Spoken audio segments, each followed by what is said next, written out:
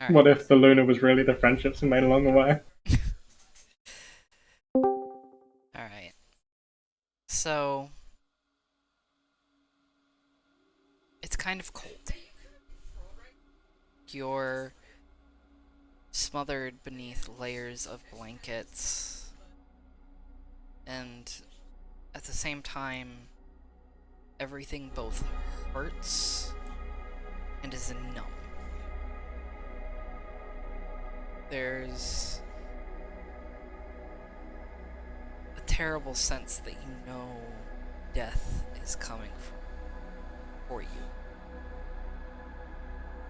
You're not really able to move your limbs, breathing is shallow, and at the same time, everything hurts and you feel numb. Necrosis is creeping up the child limbs of your body. And to be honest, the blanket is as much there for your sake as your family's, the doctors, those on looking.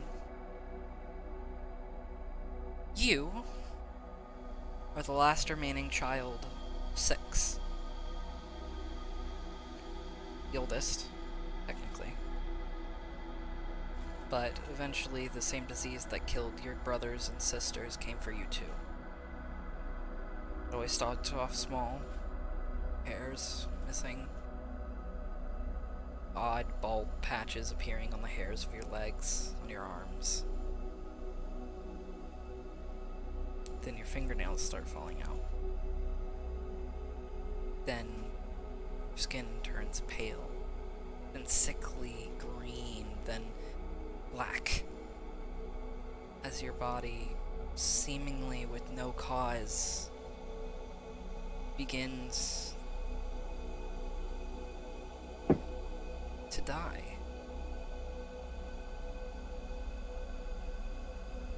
Your parents are from a very old family, a very rich old name, but one that nevertheless is fated. Here, in this manor, at the end of the world, it's been a while since you've seen a properly green summer.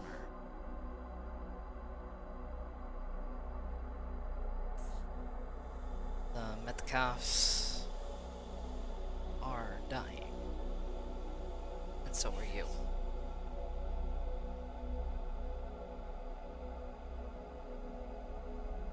You can barely think through the haze of your mind as the doctor gives you a small injection, the last thing your family's pitiful former fortune could do to save you.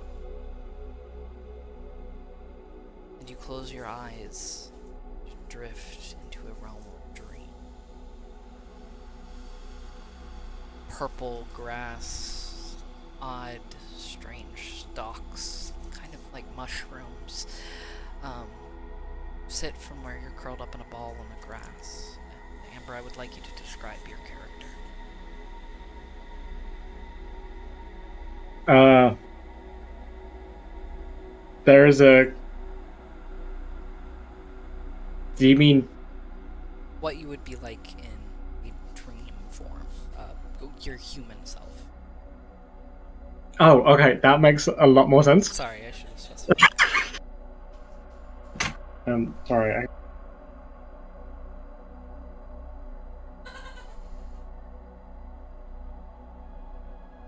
Long brown hair cascaded down her shoulders.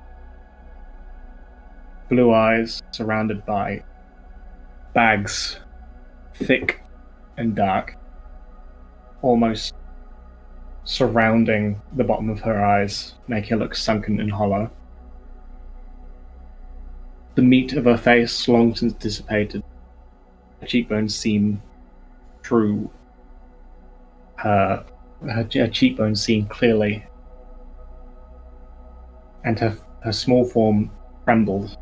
Skin and bone, all hints of healthy muscle since long taken. In this dreamlike existence, you're able to pick yourself up the grass, a strength that had previously left you in waking form.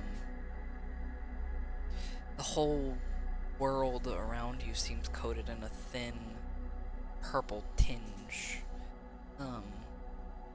Big leafy plants, like, you know those elephant ferns? Excuse me. Mm. Like that are around you. And as you touch them, they glow slightly, seem to move away from your touch, almost shying away. It's like, roll me Arcana. Arcana. 4. Uh, Not terrible. Great either. This realm feels magical. Your family is kind of defining, I don't want to say trait, their claim to fame is a very large crystal that makes up the center of their manor, that has supplied the mana to the surrounding area for years. And this reminds you of standing close to the crystal, touching it, feeling its mana in the air around you. It's a sweet thickness. But here it permeates the entirety of what you can see, what you can breathe. Everything feels magical.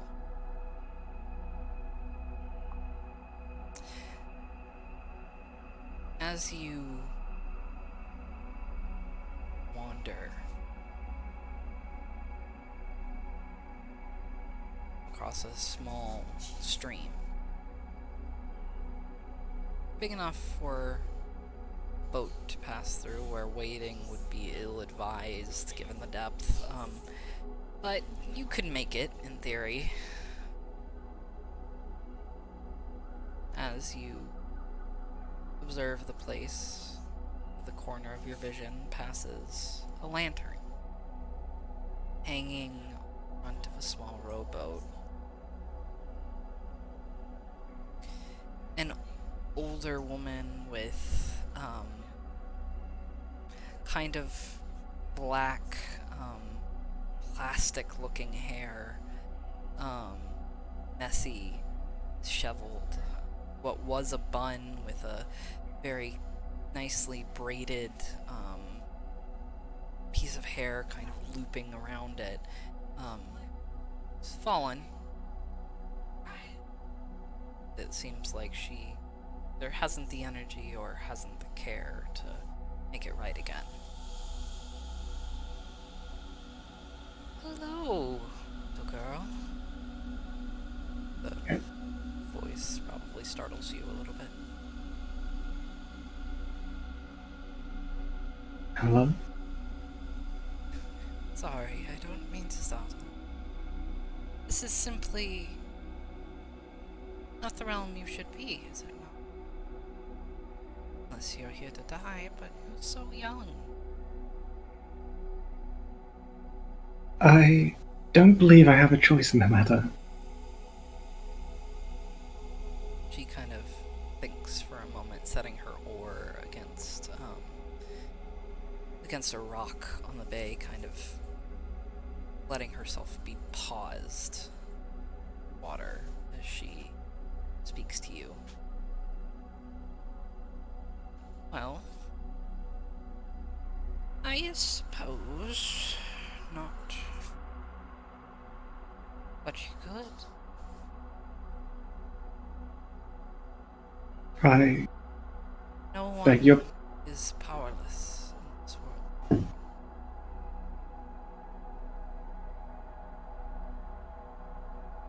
Would you clarify exactly what you mean? Please. How old are you? I'm 15, almost 16. So you must be the oldest sibling that the others spoke of. You still have a fight left in you. I regret to inform you I saw your brothers and sisters on the way out. But I don't wish to carry you across this river if I don't have to. Emily, was it? Yes. Yes. Well, that's a fine name. You and I should speak for a while. I won't carry you across quite yet, but why don't you join me for a small boat ride? She kind of motions to the open seat for rowboat. An apprehensive look. I guess. It couldn't do much harm at this point, anyway.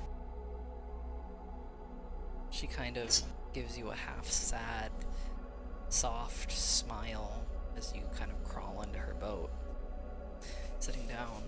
And you notice that as she pushes away from the shoreline, traveling lazily down the stream, soft splattering of the creek water. Really the only thing that catches your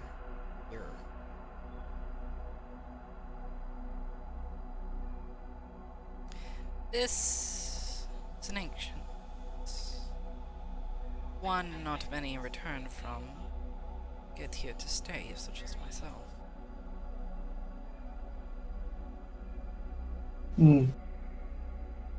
It's weird. A weird place. Well, I understand that, but I will also say that many become accustomed to the strange and odd machinations of this world. Though I understand your confusion. Dying is a painful, drawn-out, and scary process, my darling.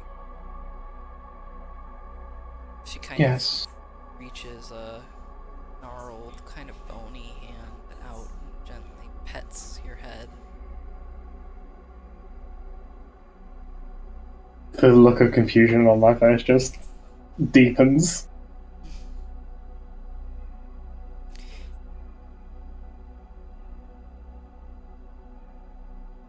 Sitting here,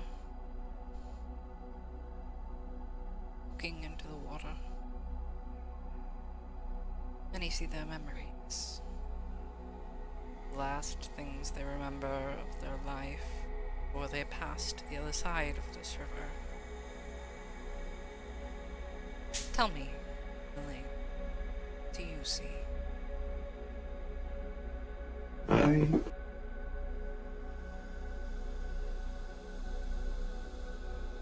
I don't see much. Just one of those nights back when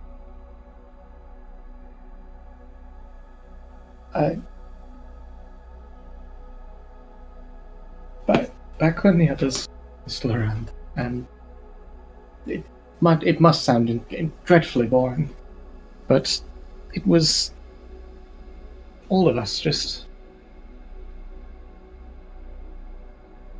out in the garden. Father, mother, just not even doing much, just relaxed, I guess.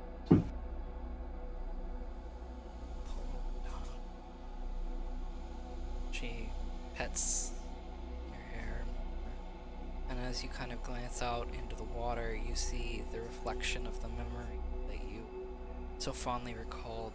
Siblings playing happily, garden, mother and father relaxed.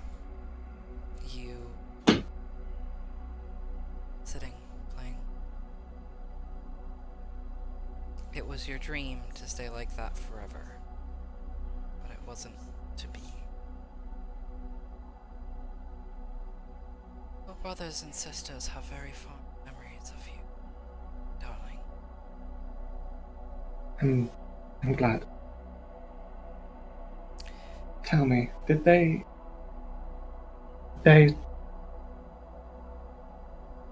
when they, I cannot tell you that it was painless, much as you are experiencing now. However, I can tell you that they passed without regrets. Only that they wished they had more time. Now, dear the sister, were loved very dearly,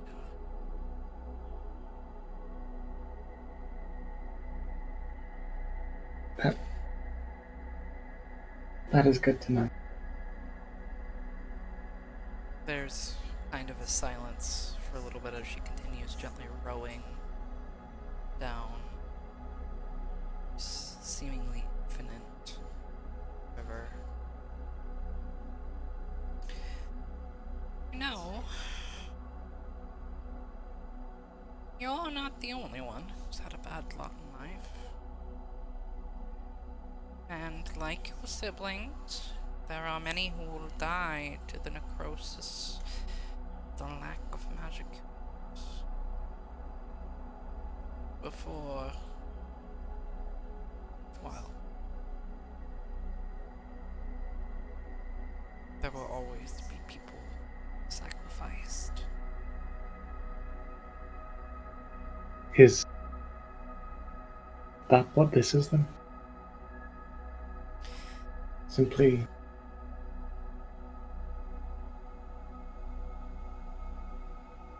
it's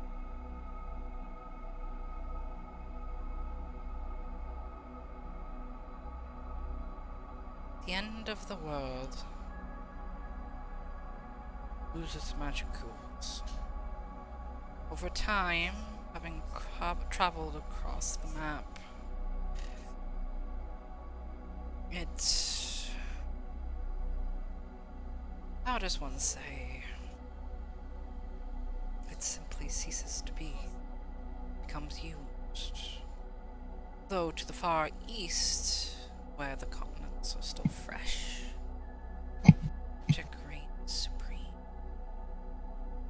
There are powers like you could ever dream of.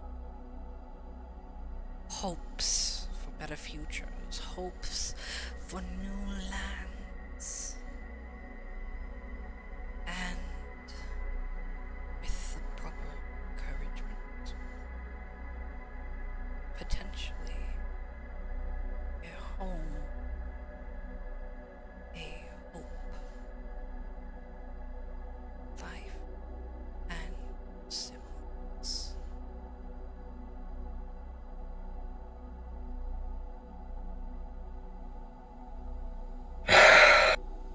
but they're dead. No magic or no magic, willing or not willing. They are long since they are they are dead. Shh. Hush now, child. You are young in the ways of the world, and even if you accept their death, the one thing I know you won't accept is the knowledge that many others like them will suffer the same fate you do now. Do you wish for more to die painfully? To cross the river in my boat, darling? Of course not. But it's Then would you like to fix it all?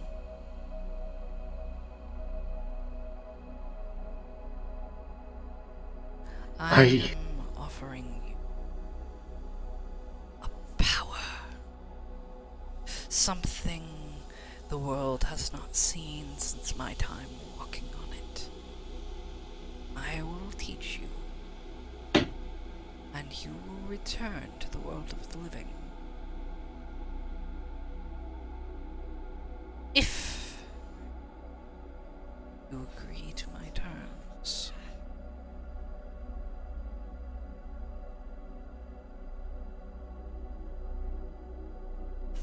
what exactly are your terms?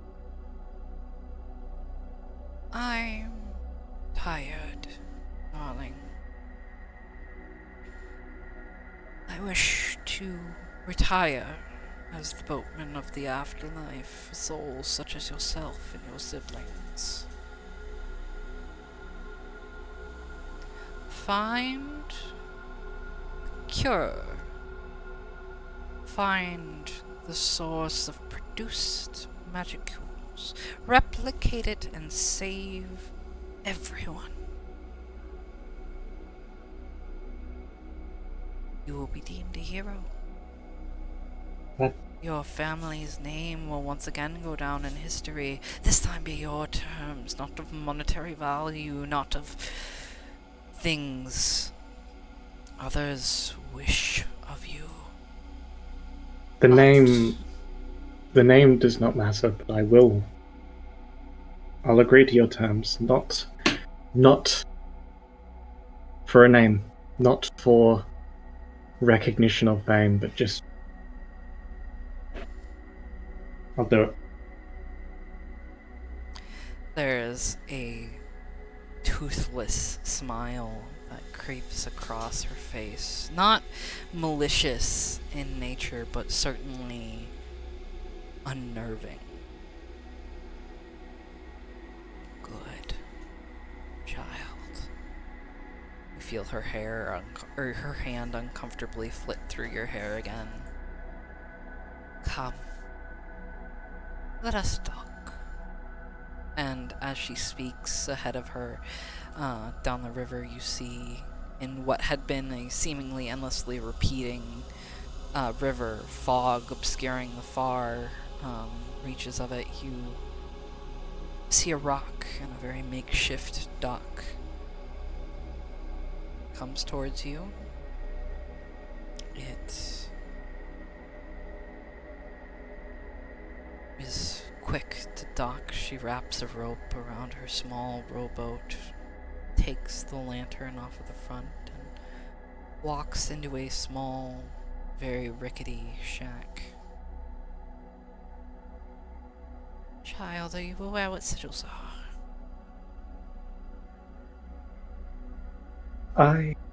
No, not entirely. I think I've heard the term once. Not proper. I was the original inventor of sigils. They're what's credited with moving our civilization forward by millennia.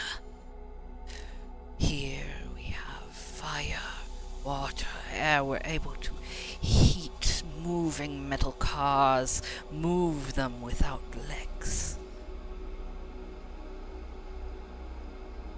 It is a special gift. And even more special are those who are able to properly form them without circles.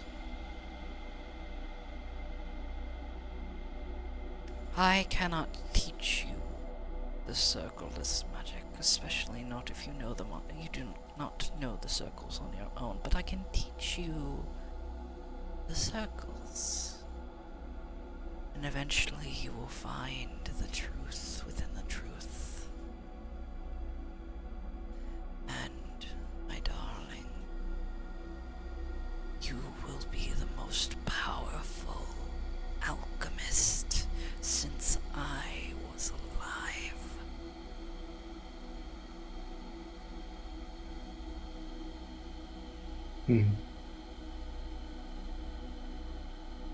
I guess I have a lot of learning to do then. Carefully, she gives you a sweet smile, sickly sweet, and takes a stick, gently,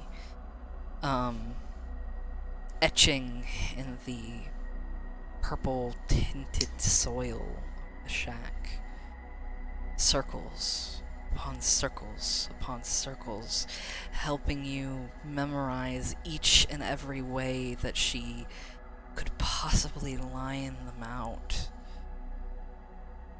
each and every way she could show you how to manipulate elements, making alchemical weapons from spikes, move things, breathing underwater, making wards, how to turn lead to gold. And as what feels like forever passes,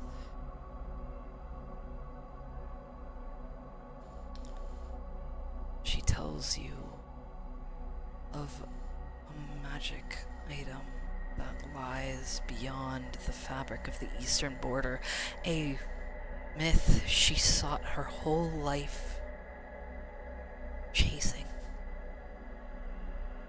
of the Philosopher's Stone,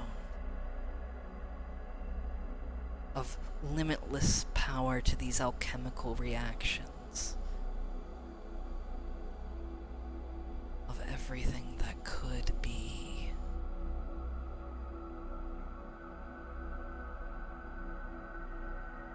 You find yourself growing more and more drowsy in this strange area as she tells you more knowledge. It both feels like an instant passes and an eternity. She speaks to you, lulls you with the knowledge you need to know. And one moment, you finally drift, closing your eyes to the final words you hear from the Sigil Mother. Rest, child. You have work to do. Awakening, you have a small start. There's no pain in your limbs anymore, but there's not much of anything at all. You lift your arms up, but find them uncomfortably unflexible. A porcelain skin meets your gaze. The black of your shriveled flesh now replaced with a beautiful stone, a clay embroidered beautiful markings.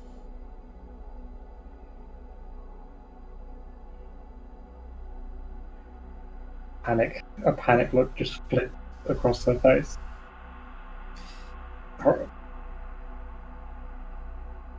Possible hurt. You go. Her parents, seeing her movement, stand up, and you hear their happy voices. Emily!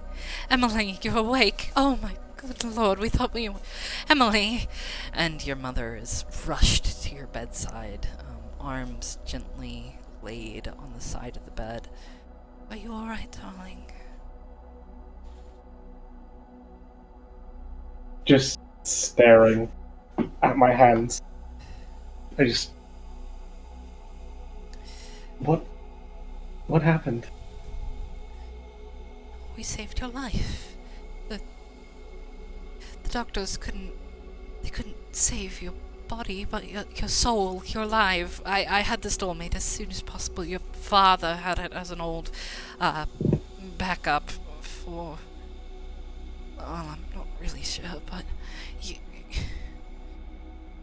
you're beautiful, darling. Please don't be mad. We wanted you to live. You needed to live, darling. She grips your porcelain hand enough that her own hands turn a white color, desperation clutching at her heart and her tone. I love you, Emily. It's all going to be okay.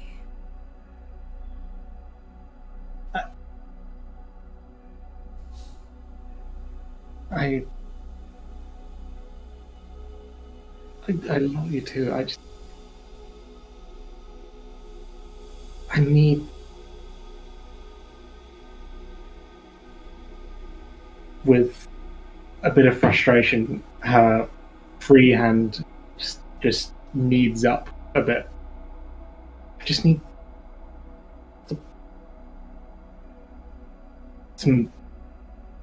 time. Of course, darling.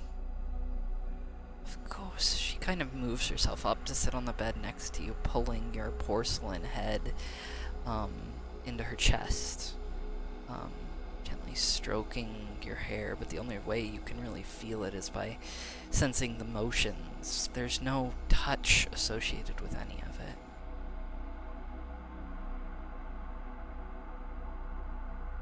You will have all of the time you need. I promise.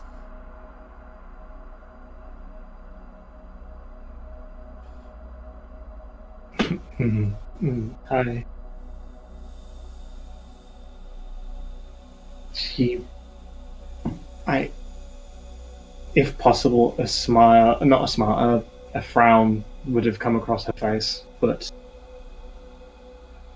this didn't happen.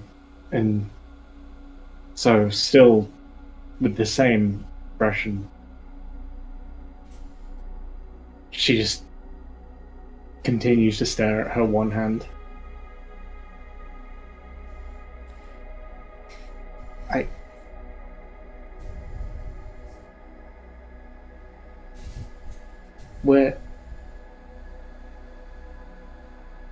So, what happened to my to what happened to my body? There's a freeze in her form. She kind of forces it to move again, stroking your hair perhaps a bit more aggressively than before. We had to get rid of it, darling. It was plagued. The doctor said keeping it around could make it spread.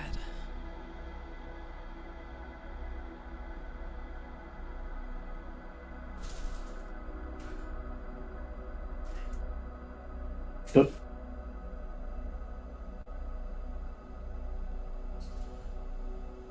I know you might have had to move it, but where? Like, It's gone, darling. The doctor had us burn it to ash.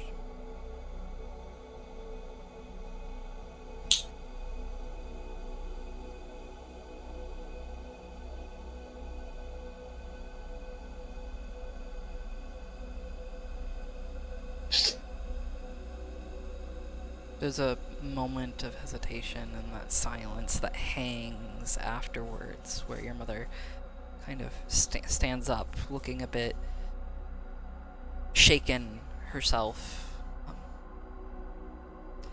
I'll go get you tea, darling. We'll get you something. And she kind of scurries off. And it's in this moment you realize that you don't feel hungry anymore.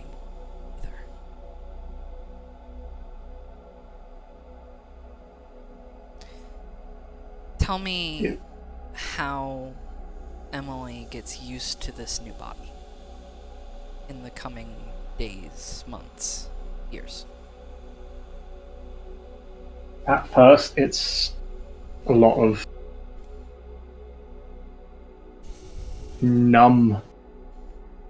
just numb movements, recreating the actions, still doing her regular day-to-day activities, but just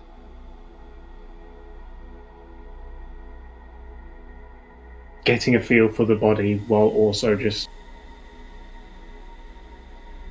not really being there. Going through the motions, quite literally. Yeah. Oh, you go. I was just going to ask, personally, I imagine that this body has kind of those ball joint kind of limbs. Yeah. But I wanted to ask you that. No, I'm with that. Okay. And eventually, numbness is replaced with I guess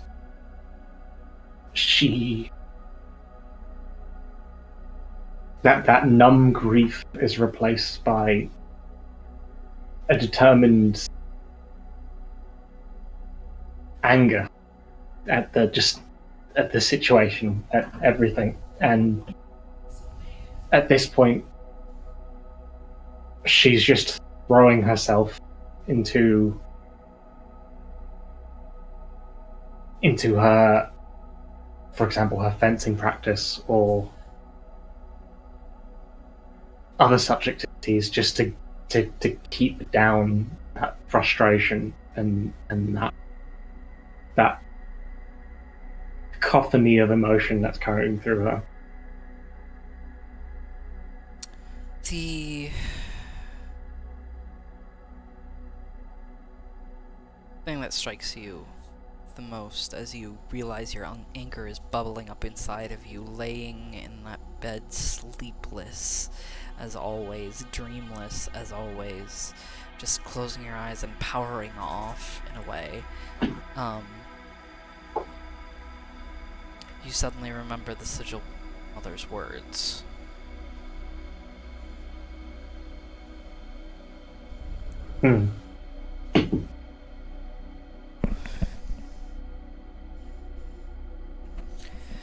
The other thing you remember as time has ticked on, you becoming more and more used to your doll-like body, is the whispers. The whispers of various housekeepers, your mother and father on the other side of a door they think you can't hear, of other problems. Housemaidens falling sick, meals being made in odd fashions to help mask the...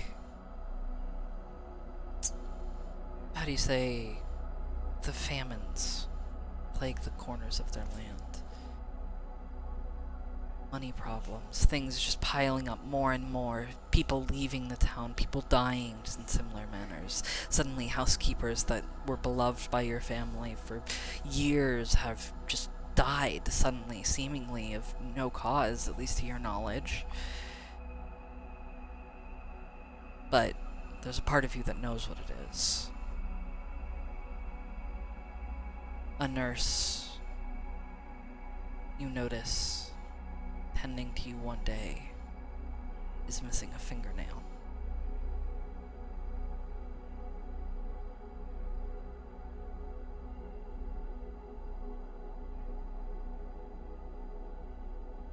At this point, she would just try to convince her father to move further to the east, to get closer to that source of magic, without saying exactly how, why she thinks that. Roll for me the best. Persuasion. Persuasion. And that one, oh no. Oh no. Talking to him is like talking to a brick wall. Your father and mother are in complete denial about what's happening around you, about all of the terrible things that they're trying so hard to hide from you. Their precious remaining daughter, porcelain-skinned, perfect, their only remaining legacy. And she's not even living anymore. Not really. He refuses to go. And it's obvious that he's preventing others from leaving too.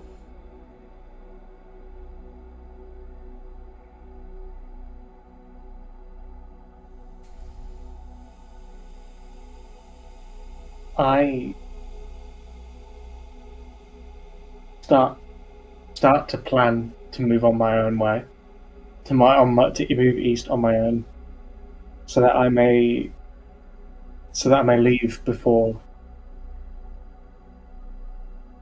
before I can watch the parent who I have such good memories for fade away and decay in front of my eyes.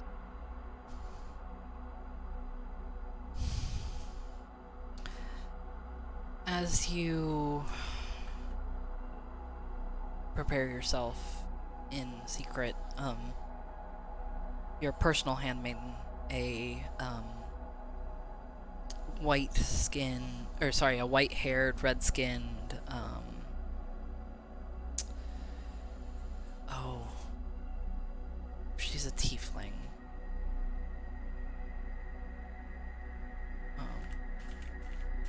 She kind of looks like,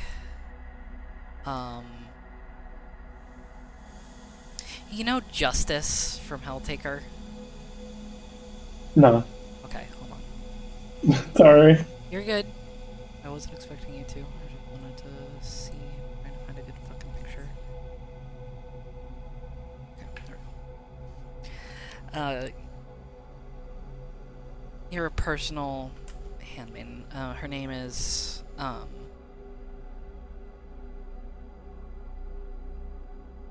Panic. Cyrene.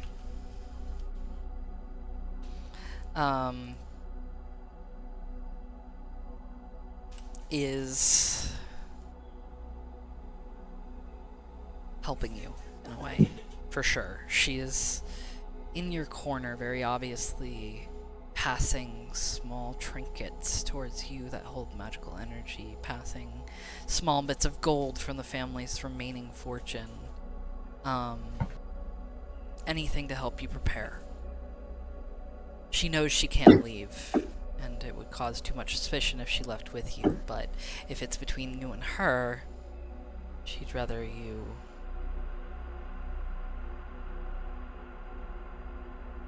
She'd rather you lived.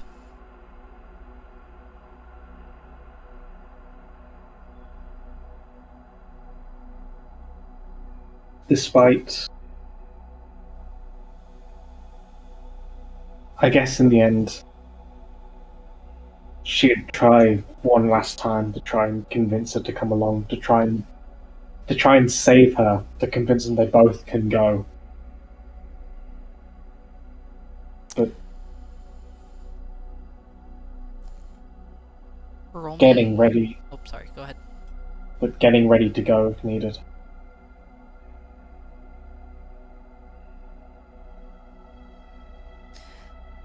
Go ahead and roll me another persuasion check.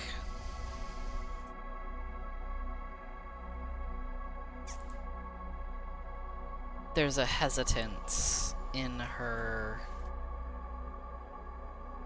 answer. But eventually she kinda nods slightly. Alright. I'll come. But you need to leave first. I'll come after you, it'll just be a few days.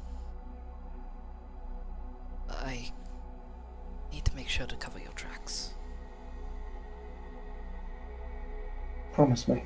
Promise me that you will. That you will come. I swear.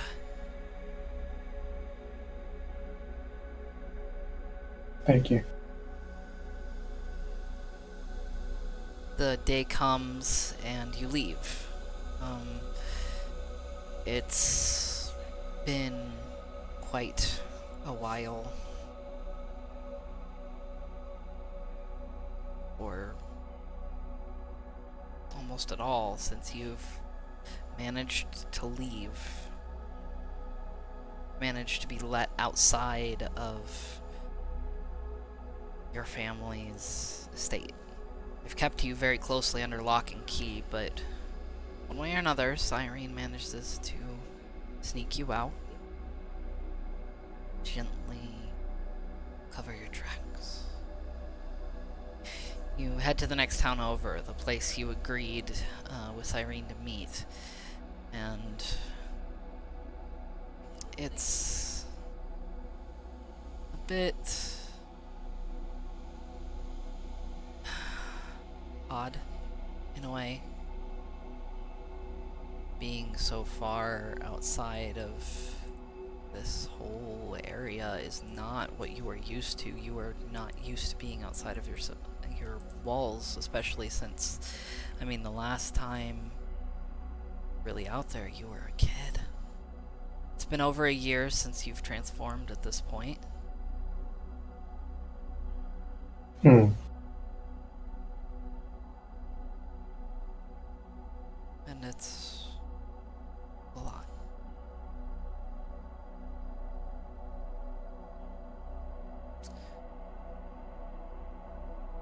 I just tried to keep myself to myself, to wait here, to... I guess I try and make it look like I'm still human to those around me. And just wait attentively for Silene. I want you to roll me. Oh, what is a disguise kit under? Deception? On.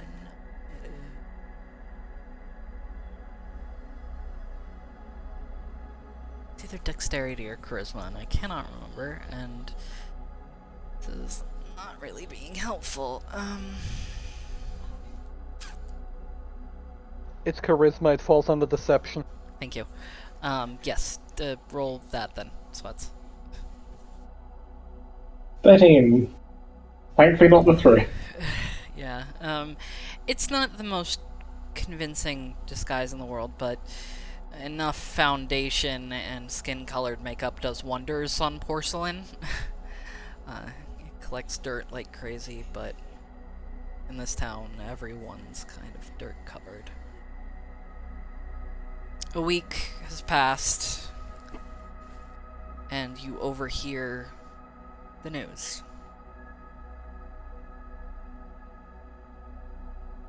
Everyone in your hometown is dead.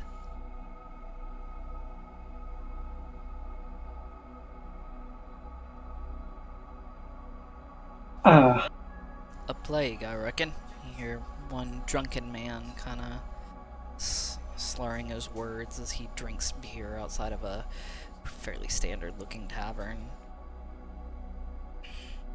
Fucking famine. A lot of that shit going around nowadays. Yeah, I heard. Think we'll be next? Fucking hope not. Got a kid to feed. Kind of sips again. She's been acting pretty strange though recently. I mean, who hasn't been around here, but yeah, I know what you mean. I just don't want anything to happen to my little girl. I'll drink to that. You them clink their wooden cups together and they continue on their way.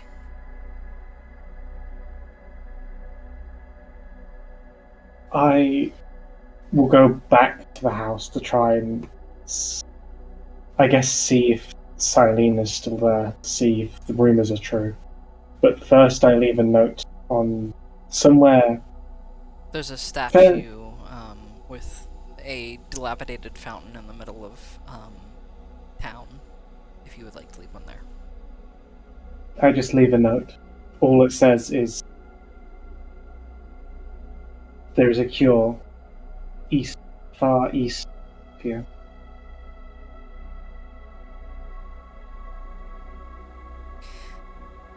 And then I head back over to the town.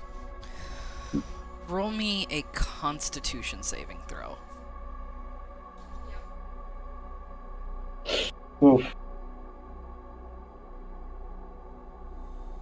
The journey is taxing.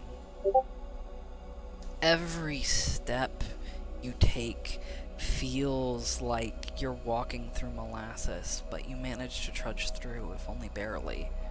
You're exhausted. You wish you could lay down and sleep, but there's a part of you that knows that if you closed your eyes and tried to power down here, you would never turn on again. It's like it's being sapped away from you, the energy in the air, till there's nothing. And Quick, yes. Oh, you go, sorry. As you approach into the town, there's bodies everywhere. There's kobolds, there's giants, there's genasi, there's everyone here is dead. Some look like they vomited and just threw up everything and then died. There's others that were spitting up blood, others that seemed to have taken their own life in a desperate attempt as necrosis rapidly onset to their limbs. These people did not die a painless death. They suffered.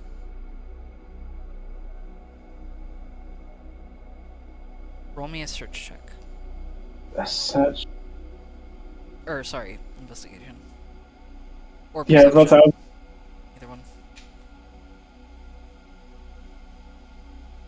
As you sort through the bodies, you desperately are trying to recall any places that Cyrene said she visited frequently, places she would have been, anything. She's not at the tavern. She's not at her home. She's not at her friend's house, any of the other maids, and she's not at your estate. You don't find her body anywhere.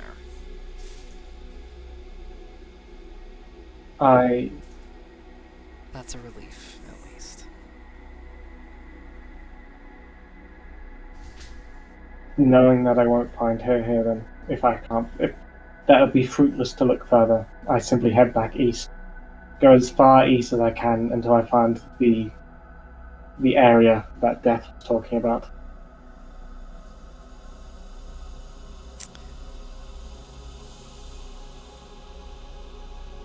The world is not small, and between your efforts of searching for Cyrene and trying to think of what possibly could have been, you never find it. At least, not yet. You become a wandering centurion, moss beginning to grow on various parts of your joints until you clean them out. Wandering the wilds, growing accustomed to the lack of mana in the area, desperate for something to grab onto. And that is where we're going to end your one-on-one session. Thank you.